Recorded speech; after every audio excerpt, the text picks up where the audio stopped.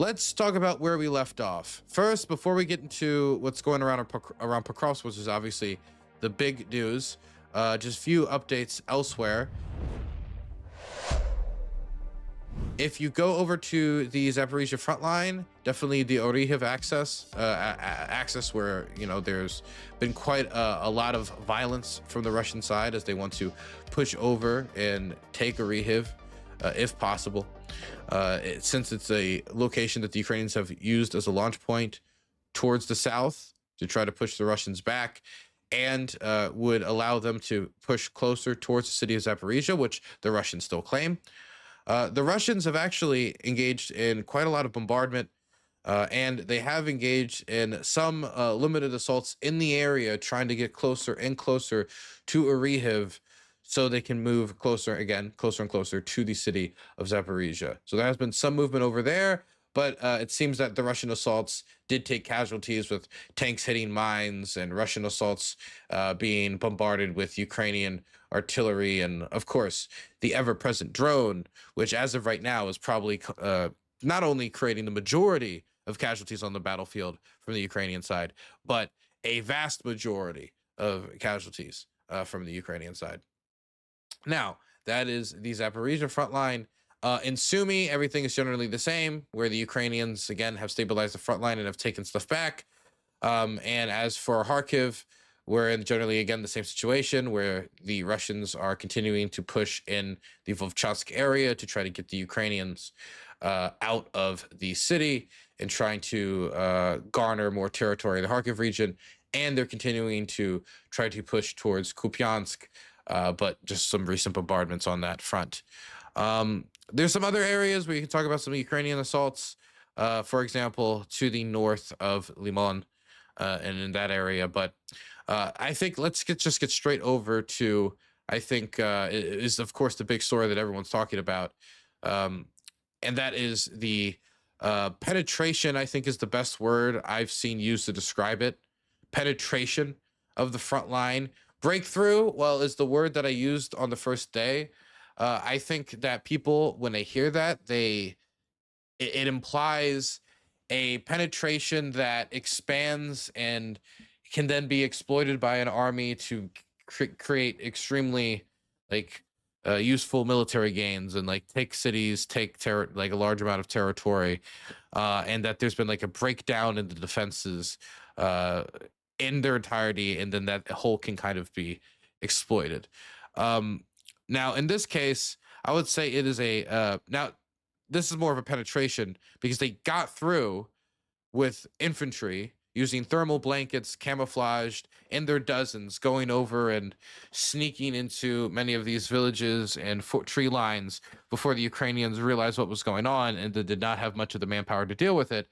That breakthrough did not reach the road. If you as I was talking about in the last stream, the most important thing for the Ukrainians to do, if they wanted to keep on holding Pokrovsk for any period of time, if they wanted to hold it for 1 day, 2 days, 10 days, 50 days, if they wanted to hold Pokrovsk for any more time longer, or have a semi-organized withdrawal, they're going to have to reestablish control over the Kramatorsk-Dobripila road, because that has been the main road by which, as Kramatorsk is the de facto Donetsk capital now of unoccupied territory, it is where soldiers come from, is where supplies come from, and having that road cut off when that is the main route to Pokrovsk, that's the main route to this area in what is now the south of unoccupied Donetsk.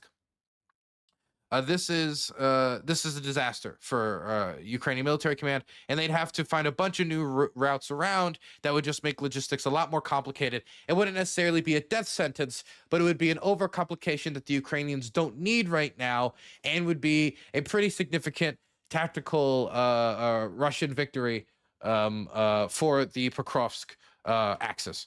But we now have video confirmation, which is, again, why I prefer Ukraine maps as the main source instead of some of the other mapping services. We have video confirmation of the Ukrainians traveling the road between Kramatorsk and Dobripila.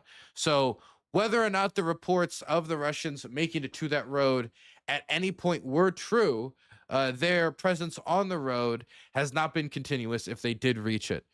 We talked about those reports on the channel. We had no clue as to whether or not they were still on the road at the time of when those rumors were circulating around. If they were, even if they had significantly reached the road, or if it ended up just being like two guys got there and then they got hit by FPVs, and therefore the Russians said we reached the road. But either way, they no longer control the road. If they did, and right now the Ukrainians control the road. So that means the Ukrainians can move troops on this road to Dobrapila and continue to move resources and or into or out of, which is something that is of course in consideration for good reason right now, of the city of Pokrovsk and the twin city of Mirorat. So that worst outcome has, at least for the time being, been avoided. On top of that, there has also been talk that Azov, redeployed to the area, has been engaged in counteroffensive operations to try to break down the Russian salient, and that they have had some success. Now, the amount of success that is being talked about differs from what I'm hearing, like, from one report to another report, and the situation is very flexible. But when we see these penetrations up northwards towards the road, this is the area that Ukrainian command is obviously the most concerned about. And so the attacks seem to be from the right side and the left side, trying to kind of pincer attack and do a lot of damage to these Russians in this area and eliminate this penetration. How much success they have had, I'm not going to try to map it out. I have an idea of where it might be, but I do not want to go too crazy. I mean, the idea is that these penetrative marks to the right and to the left, this area is basically being fought over by Azov, and they're trying to push it back to at least bring them no longer within 5 to 8 kilometers of the road. Because if they hold this road, that's good. But if they're within 3 to 4 kilometers from the Russians are going to harass that road all the time with drones. They're going to harass it with mortar fire. They're going to harass it with artillery fire. And an already dogged defense of Pokrovsk is going to get that more difficult. And so they don't need that one of these main supply lines, not only from Dobrapila into Pokrovsk, which is under immense risk right now, as we can see sorry, 1 second, I didn't mean to clean that. Click that. As we can see from in this area, that the route into Pokrovsk is under immense strain. The difference between where the Russians are on the two sides is, I mean, we're talking about 10 to 15 kilometers. And if the Russians can penetrate like they have over here so significantly, like 8-10 kilometers, even if it's just for a short period, there is a certain amount of risk that Ukrainian commanders are aware of. And of course, despite the risk of encirclement, there's of course the ever-present risk of every time you drive into and out of Pokrovsk, it is you flipping a coin and you hoping and you praying. So not only is that route into Dobrapila under threat, if they don't take back this territory, that route from Kramatorsk to Dobrapila is under threat. Where before, I remember saying like, oh, a lot of people in Dobrapila, they'll pull out and they'll leave Dobrapila after Pokrovsk falls. They see Pokrovsk fall as an indication that, the Ukrainians are probably not going to be able to hold. But I mean, with penetrations like this, I mean, Dobrapila could be threatened from the rear. It could be threatened from the side. And I mean, the way I was texted by one of my contacts in Ukraine was, oh my gosh, we almost lost Dobrapila, which is, when I'm looking at this map and when I'm hearing in reality now, kind of a little bit in retrospective, the first hours, isn't the case. It is something that is going to create a certain amount of fear and probably will speed up the amount of people that are evacuating from Dobrapila, evacuating from these areas, who might have thought that they had a little bit more time. As I was talking to people saying, oh, I'm moving my fridge out, I'm moving my washing machine out, kind of taking their time so that they can be ready to just kind of zip out of there, having all of their valuables moved out. But I think this is going to definitely increase the tempo of that move out for a lot of these people who have made that decision, which is the majority of people, to leave Dobrapila, to leave these locations between Dobrapila, Pokrovsk, and the villages surrounding. So it is of the utmost importance, if the Ukrainians want to continue to hold Pokrovsk for any more time, and if they want to hold Dobrapila as this intermediary point, which it has served as up until now, and hold that as well, that they remove the Russians from a distance of the road that would put them outside of artillery range and outside of mortar range and short range drones. At long range FPV drones dropped from mothership drones, that's a threat from the Dobrapila Pokrovsk road, and that's been a threat to the Dobrapila Kramatorsk road for some time. I remember a few hours after we drove from Dobrapila to Kramatorsk, some vans on that road that we were just driving on getting hit, and then we find out about this that they were from the mothership drones. So that's not new, but the closer you get, the more tools in your tool belt you can throw at them. And if you've got like 10 mothership drones and you can throw that in this area, okay, you know, that's painful. But then when you can throw all your mortars at them, the artillery at them, everything else at them, it just makes those supply lines that much more brittle, that much more difficult. And I read reports of Russian soldiers having to find a way to, filter the water that they have on position because the shipments that they were sent were blown up by logistics being targeted, and the people trying to bring it on, in their backpacks. And nobody wants to deal with that. Nobody wants to deal with that problem. And this is much further away than the final few kilometers that most Russian logistics workers, we'll call them, find trouble in, even though they do seem to find trouble everywhere these days. So the situation, there's an indication of stabilization. There's an indication that these breakthroughs, penetrations, as I think is more aptly named, are not expanding rapidly, that the situation is at least not deteriorating actively. But how much the situation has been cleaned up, we're going to have to wait and see for more video and photographic evidence, because social media reports of Azov being sent over to clean up the situation is not enough. Protection Fund. A groin protection fund. Wow. Well, thank you. I'm happy that somebody's decided that my groin should stay and not go. I appreciate your care for the groin. Thank you. Okay. So I want to talk about how the summit in Alaska has gone from the highest of expectations to the lowest of expectations, to Trump once again whinging about his media coverage, to now Europe trying to scramble to see if they can stop Trump from doing the KGB perp walk behind Vladimir Putin out of this meeting.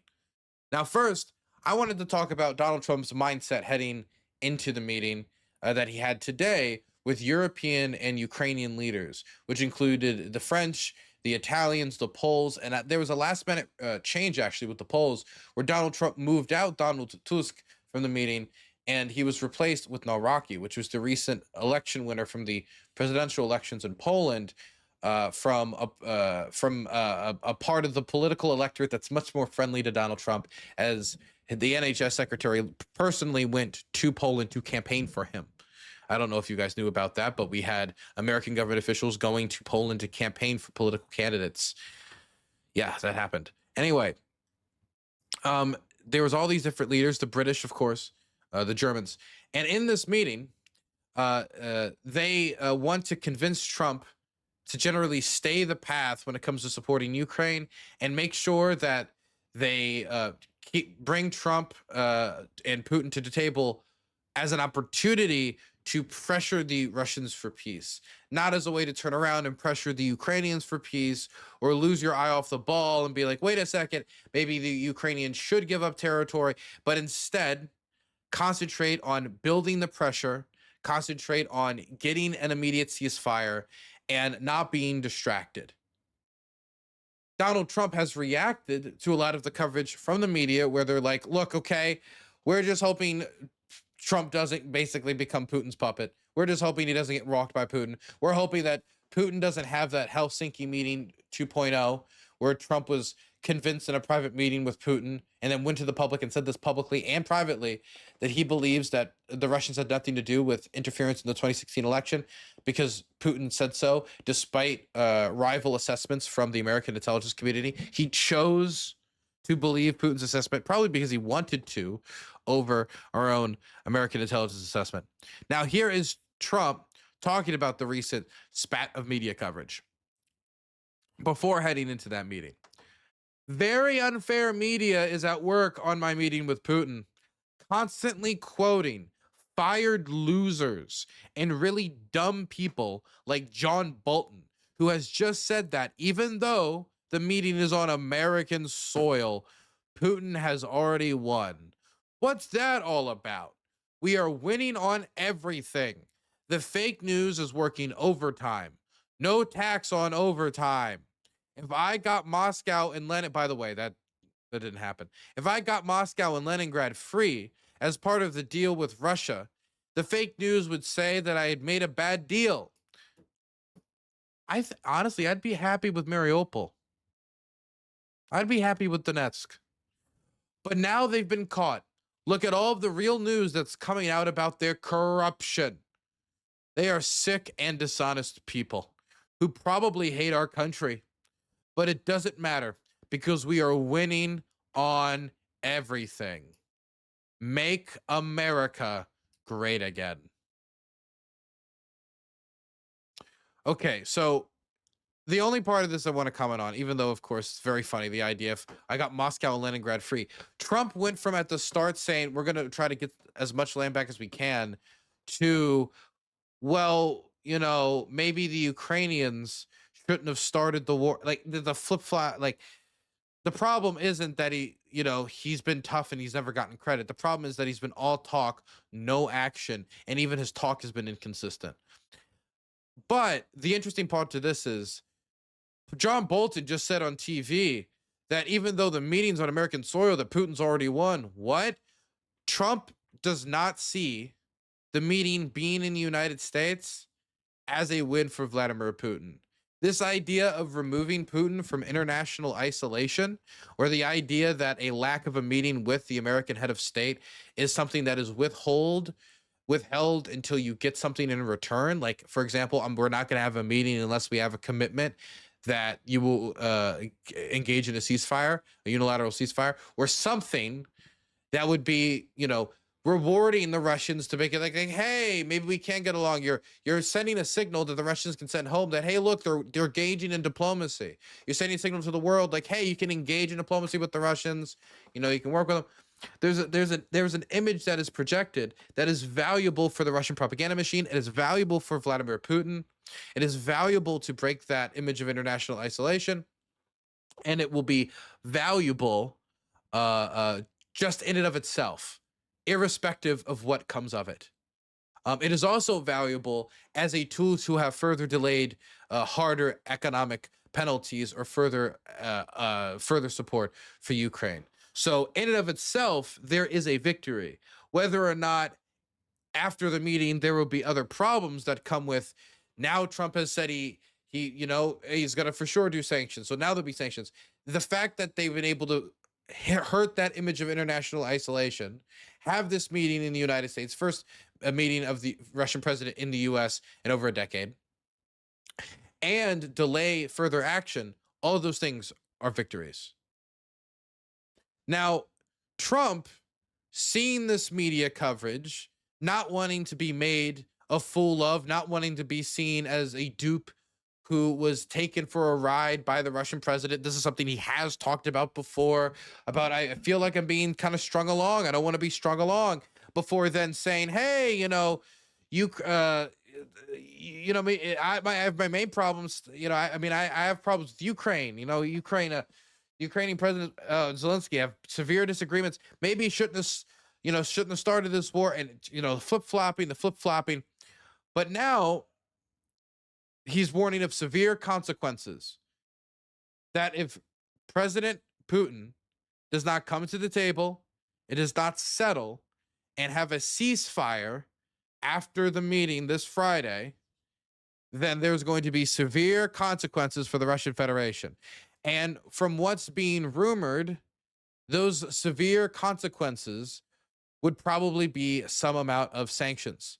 Now, whether or not that would mean an intensification of the energy sanctions that many want, that Trump talked about, much even harsher sanctions on the campaign trail, or this would be something else, I do not know. But of course, the energy sanctions are the most obvious, and the EU is now going through with its 19th package of sanctions against the Russian Federation, and both the Europeans, who can both seize Russian assets and still squeeze the screws tighter as some energy product is still entering Europe, and the United States when it comes to these sanctions on energy companies and in the import of India and China of Russian energy product that isn't able to utilize its European infrastructure as much anymore, because they're just not buying as much as necessary to deal with their output and consume that output that they're putting out to fund the war machine.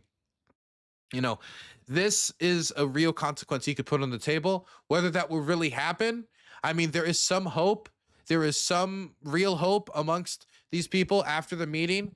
There's been a positive reflection of like, okay, that broadly speaking, it seems that Trump's on board.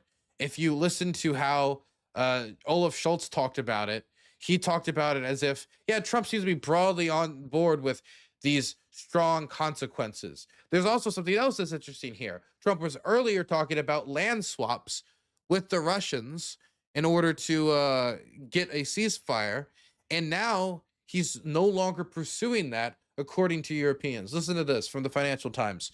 EU leaders said U.S. President Donald Trump was focused on obtaining a ceasefire in Ukraine at a summit with Vladimir Putin on Friday, and ready to raise the pressure on the Russian leader if he refused to comply. Very severe consequences. After a day of intense diplomacy on Wednesday, European leaders said their talks with Trump and Ukraine's Volodymyr Zelensky had been positive. Trump, who had described the call with his allies as very good, said that if his Alaska meeting with Putin goes okay, he would want a trilateral gathering involving Zelensky to take place shortly after. So remember, originally he talked about Zelensky maybe being there.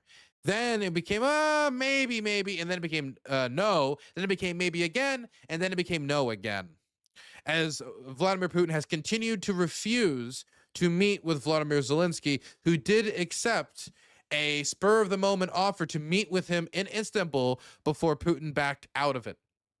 So if this is true, that this would be the next step, this would be interesting in and of itself because of a meeting between Putin and Zelensky. But besides that, what commitments are we asking for from Putin? You would want a ceasefire this Friday. Without ceasefire, there must be consequences. If there is a ceasefire, then a trilateral meeting after that actually might make some sense, where you could start to talk about where do you go from here to both solidify that ceasefire and try to find a settlement to, well, obviously from the Ukrainian perspective, get the Russians out of occupied Ukraine.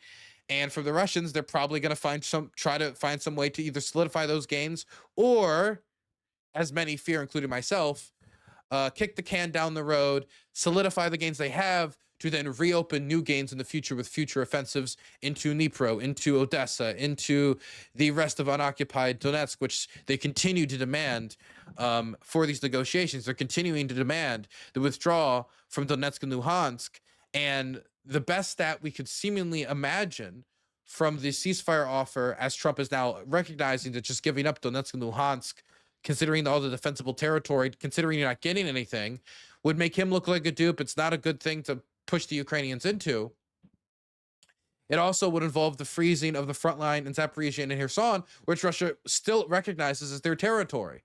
And the thing that sucks is that if Trump wanted to think, oh, well, maybe they won't go for it still, the Russian Foreign Ministry explicitly came out in the process of organizing this summit in Alaska, working towards the summit in Alaska.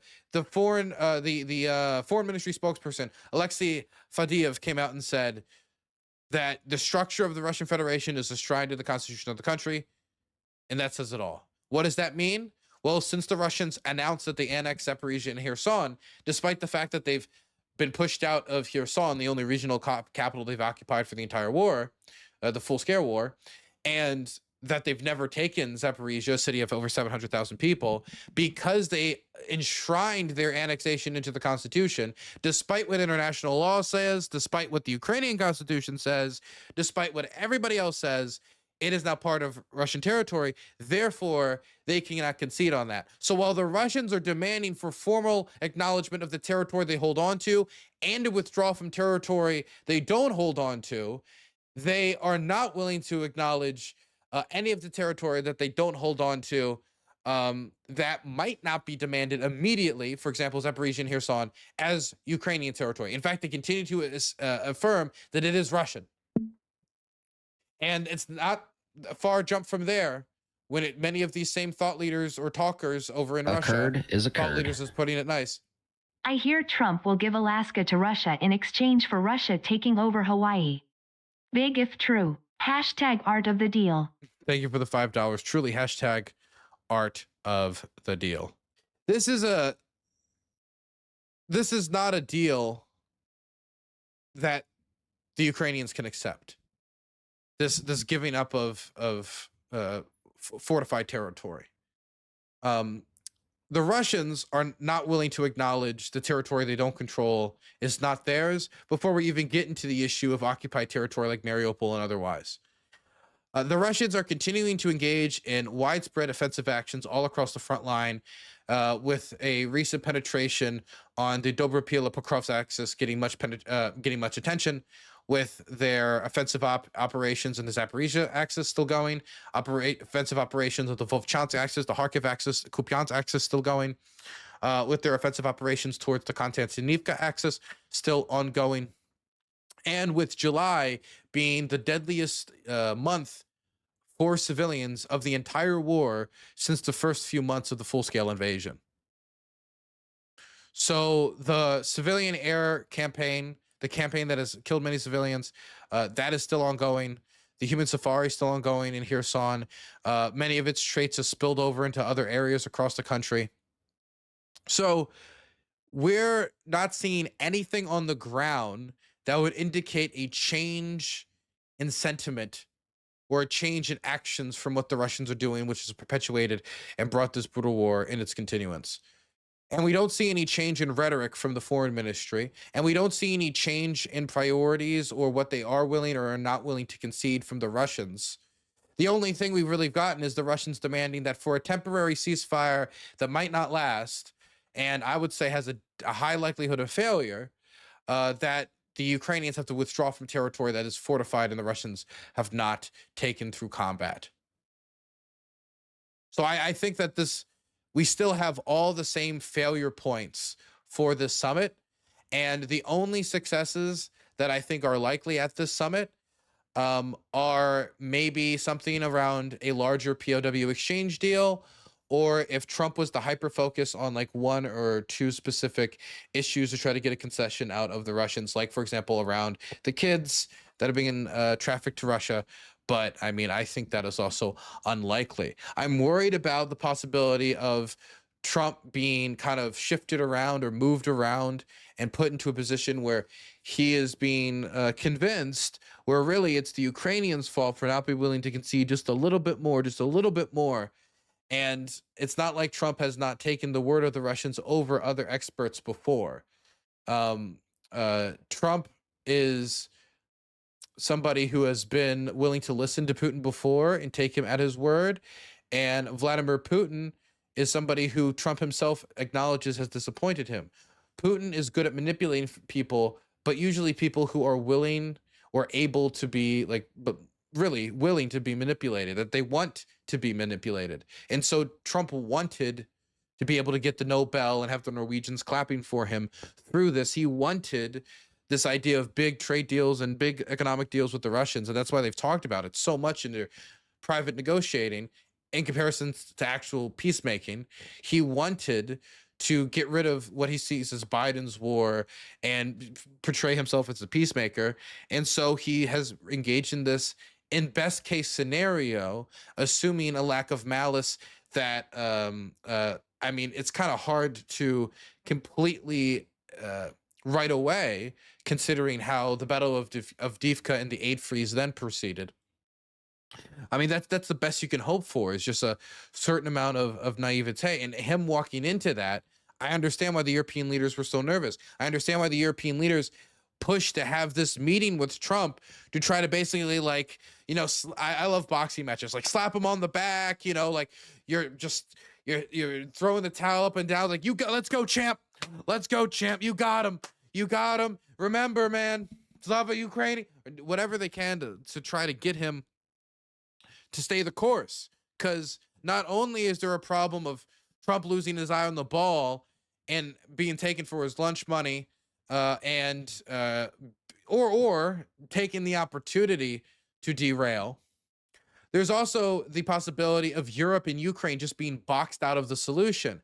And so even if, you know, there is some progress, there might be issues that are unnegotiable. For example, when we talk about like the trafficked children, that, you know, the Russians just don't acknowledge because they don't feel like the Ukraine deserves the dignity of acknowledging that. And in many of the negotiations that have proceeded in recent months in Istanbul, at the insistence of the US president, has proceeded in that manner. When they talk about 21 years of war, just like we did with the Swedes, we're willing to engage in this war for years and years and years, blowing up your cities. Are you? Like, it's not prudent, respectful, or really serious diplomacy. And so there's a real fear that Trump could be taken for a ride here, but there's also a fear that this will just be another speed bump, because as much as we hear like, hey, now Trump's going to be serious, he'll truly institute some sanctions this time. I remember the deadlines that were passed, the 2-week red lines over and over and over again. I remember the 50-day deadline to turn to a 10 to 12-day headlines that then turned into a summit with Vladimir Putin, that Putin could see as the public death, the public hanging of any image of his international isolation. So I don't have high hopes for this conference. And from the way Trump has been talking about it, it doesn't even seem like he has high hopes for this conference. But that does not mean that he isn't still dreaming and he isn't still like attempting in some manner. For example, according to a Telegraph report, of course, this is a report from the Telegraph. I don't have the documents in front of me. Disclaimer. Trump is trying to find economic means to entice the Russians.